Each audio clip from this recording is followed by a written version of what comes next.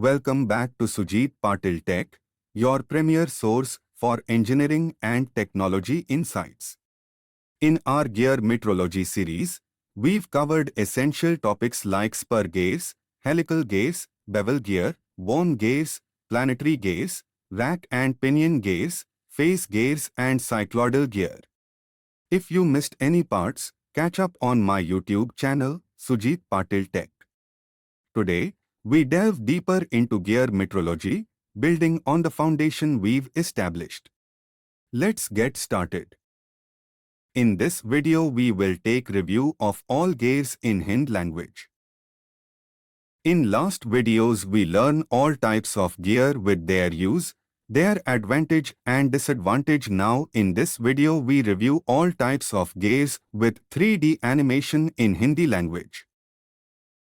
Mechanical industry में mostly 3 तरीके होते हैं पावर ट्रांसमिशन के। First one is belt drives, एक पुली से दूसरी पुली को बेल्ट के थ्रू कनेक्ट करना, लेकिन इसमें स्लिपेज की प्रॉब्लम आती है। बेल्ट पुली पर स्लिप होता रहता है और 100% पावर ट्रांसफर हो नहीं पाती। इसलिए पावर ट्रांसमिशन का धीरे धीरे दूसरा तरीका सामने आया, गियर सिस्टम। इसके आते ही सबसे बड़ा फायदा हुआ कि स्लिपेज एकदम जीरो हो गया। अब स्लिपेज जीरो हो गया तो आप इनपुट से ही अंदाजा लगा सकते हो कि आउटपुट में हमें कैसा रिजल्ट मिलने वाला है। तो गियर सिस्टम इतना डेवलप हो गया कि आज के टाइम में मल्टीपल टाइप के गियर सिस्टम मार्केट में अवेलेबल है। अब इन सभी को समझने से पहले हमें गियर्स की बेसिक टर्मिनोलॉजी को समझना होगा और इसके बाद में आप चाहो तो खुद से भी अपने प्रोजेक्ट तैयार कर सकते हो। जो आप गियर देख रहे हो इसके ऊपर बहुत सारे टीथ बने हुए हैं। जब एक गियर दूसरे के कॉन्टेक्ट में आता है तो वह इन टीथ से ही पावर को ट्रांसफर करता है। तो जब भी दो गियर मैच होते हैं तो प्राइमरी कंडीशन यह है कि उनके टीथ की साइज बराबर होनी चाहिए, अदरवाइज स्लिपेज भी हो सकता है, नॉइस भी ज्यादा होगी और गियर सही मैच भी नहीं होंगे।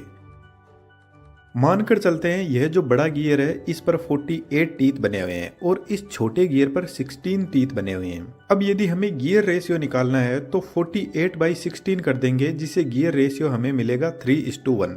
अब गियर रेशियो को सिंपल भाषा में समझते हैं। यदि हम बड़े गियर को मोटर या किसी इंजन से पावर देते हैं तो बड़ा गियर एक बार पूरा 360 डिग्री रोटेट करेगा तो छोटा गियर 3 बार रोटेट कर जाएगा। अब इससे एक बहुत बड़ा फायदा होगा। यदि हमारे इंजन या मोटर की स्पीड कम है तो हम ज्यादा स्पीड बढ़ा सकते हैं कुछ ऐसे गियर रेशियो से, लेकिन इसका एक नुकसान भी है। Torque is equal to power upon omega होता है। यहाँ पर ओमेगा स्पीड है। अब इस गियर रेशियो से स्पीड तो बढ़ जाएगी लेकिन टॉर्क कम हो जाएगा। इसलिए आप गाड़ियों में हमेशा देखोगे कि 5 नंबर गियर में गाड़ी की स्पीड बहुत होती है लेकिन टॉर्क बहुत कम होता है। यदि रेस्ट पोजीशन में गाड़ी में 5 नंबर गियर लगाकर चलाने की कोशिश करते हैं तो गाड़ी इतना ही टॉर्क जनरेट नहीं कर पाएगी कि वह थोड़ी बहुत हिल भी सके, क्योंकि यहाँ पर एक बड़ा गियर छोटे गियर को रोटेट करवा रहा है। इसका रिवर्स, यदि हम छोटे गियर को पावर देंगे मोटर से तो जब छोटा गियर 3 बार रोटेट होगा तब जाकर बड़ा गियर 1 बार रोटेट होगा, यानी आउटपुट में स्पीड कम हो रही है तो यहाँ पर टॉर्क इंक्रीज हो जाएगा। तो यदि हेवी लोडिंग का काम है तो हमें गियर रेशियो को कुछ ऐसे सेट करना होगा। गियर का हमें एक और बड़ा फायदा मिलता है, हम रोटेशन को भी बदल सकते हैं। यह गियर क्लॉकवाइज रोटेट कर रहा है तो इधर वाला एंटी क्लॉकवाइज। जो आप गियर देख रहे हो इसका नाम है स्पर गियर। इसका यूज हाई स्पीड एप्लीकेशन के लिए नहीं किया जाता है क्योंकि यह गियर बहुत ज्यादा नॉइस करता है हाई स्पीड में। जब गियर का टीथ कॉन्टेक्ट में आता है दूसरे गियर के टीथ से तो पूरा का पूरा टीथ एक साथ में ही कॉन्टेक्ट में आता है, जिसकी वजह से नॉइस ज्यादा प्रोड्यूस होती है। इसको आप और अच्छे से थोड़ा सा आगे समझ जाओगे। तो इस गियर की प्रॉब्लम को दूर करने के लिए हेलिकल गियर को बनाया गया। इस गियर के टीथ स्लाइटली एक एंगल पर मुड़े रहते हैं, जिसकी वजह से गियर के टीथ दूसरे गियर से पूरा एक साथ में कांटेक्ट में नहीं आते हैं। पहले टीथ का एक पॉइंट कांटेक्ट में आता है और नेक्स्ट पॉइंट जब कांटेक्ट में आएगा तो पहला पॉइंट उसको छोड़ चुका होगा, कुछ इस तरीके से। यदि कभी हम घर लेट से आते हैं तो पैरों की आवाज़ किसी को सुनाई ना दे जाए, इसलिए सबसे पहले हम पैर का कुछ पोर्शन सरफेस को टच करते हैं। उसके बाद में धीरे धीरे पूरे पैर को सरफेस से टच करते हैं ताकि पैरों की आवाज़ किसी को सुनाई ना दे जाए। ठीक ऐसा ही हेलिकल गियर में होता है। तो यहाँ पर हमारे पास में गियर की स्पीड बढ़ गई और गियर साइलेंट भी हो गए, इसलिए गाड़ियों के गियर बॉक्स में हेलिकल गियर को ही यूज में। अब स्पीड को और ज्यादा इंक्रीज करने के लिए हमें जरूरत पड़ी डबल हेलिकल गियर की, जिसको हेरिंग बोन गियर भी बोलते हैं। यह सेम हेलिकल जैसे ही होते हैं लेकिन डबल होते हैं। यह gear smoothly and silently power transfer करते हैं। क्योंकि एक टाइम में 2 टीथ मेस होते हैं, इसलिए गाड़ियों का जो गियर बॉक्स होता है उसमें इन गियर को यूज किया जाता है। इसके अलावा सबमरीन और स्टीम टरबाइन जो बहुत हाई स्पीड में रोटेट करते हैं और जो स्पोर्ट्स कार होती है वहां पर भी इनका यूज होता है। अभी तक हमने जितने भी गियर देखे हैं वह सब पैरेलल पावर ट्रांसफर करते हैं, यानी गियर की जो शाफ्ट है वह एक दूसरे के पैरेलल होनी चाहिए। इसलिए जब किसी एंगल पर पावर ट्रांसफर करनी हो तब बेवल गियर का यूज होता है। यह पावर को 90 डिग्री या फिर किसी अदर एंगल पर भी पावर ट्रांसफर कर सकता है और इनका सबसे बेहतरीन यूज होता है ऑटोमोबाइल फील्ड में। गाड़ियों में इंजन से पावर कुछ इस तरीके से मिलती है और फिर इस बेवल गियर का यूज करके पावर को दोनों तरफ 90 डिग्री एंगल पर ट्रांसफर कर दिया जाता है टायर के पास में। इस गियर बॉक्स को डिफरेंशियल गियर बॉक्स बोलते हैं, जिसकी वर्किंग को हम किसी और वीडियो में डिटेल से समझेंगे क्योंकि यह थोड़ा कॉम्प्लिकेटेड भी है and it will need separate time to explain.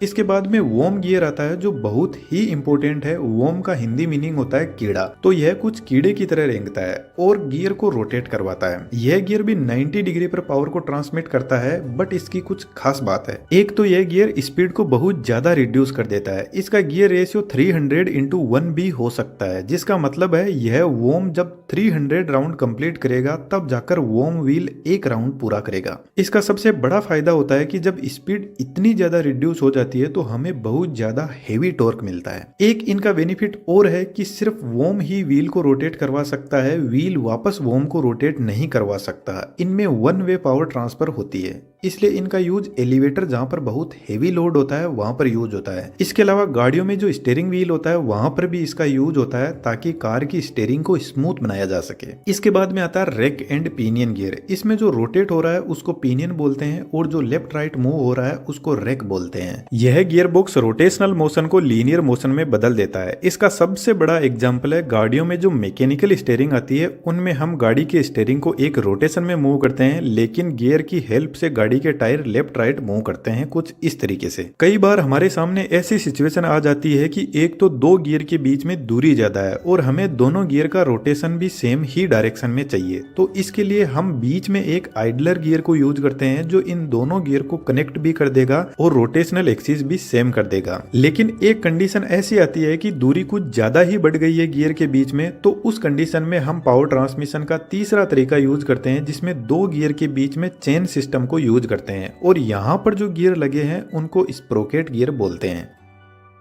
अब दोस्तों सबसे इंपॉर्टेंट गियर आता है जिसको इंटरनल गियर बोलते हैं। अभी तक हमने जितने भी गियर देखे हैं उनमें टीथ सबके बाहर की तरफ थे, लेकिन इस गियर में टीथ अंदर की तरफ होते हैं। और जो प्लेनेटरी गियर सिस्टम होता है जो इसी सिस्टम का पार्ट है और दुनिया का सबसे बेहतरीन गियर सिस्टम भी है। प्लेनेटरी गियर सिस्टम कॉम्प्लिकेटेड तो है ही, लेकिन यह एक ही गियर गाड़ी को फॉरवर्ड और रिवर्स डायरेक्शन में भी चला सकता है और गाड़ी की स्पीड को कम ज्यादा करने का भी काम कर सकता है। इसलिए जो गाड़ियों का गियर बॉक्स होता है वहां पर master gear planetary gear system ही होता है। Thanks to watch my video. If you like this information, just like this video, and for such kind of information subscribe my YouTube channel Sujit Patil Tech. In next video we will learn gear metrology term with 3D animation in Hindi language. Thank you.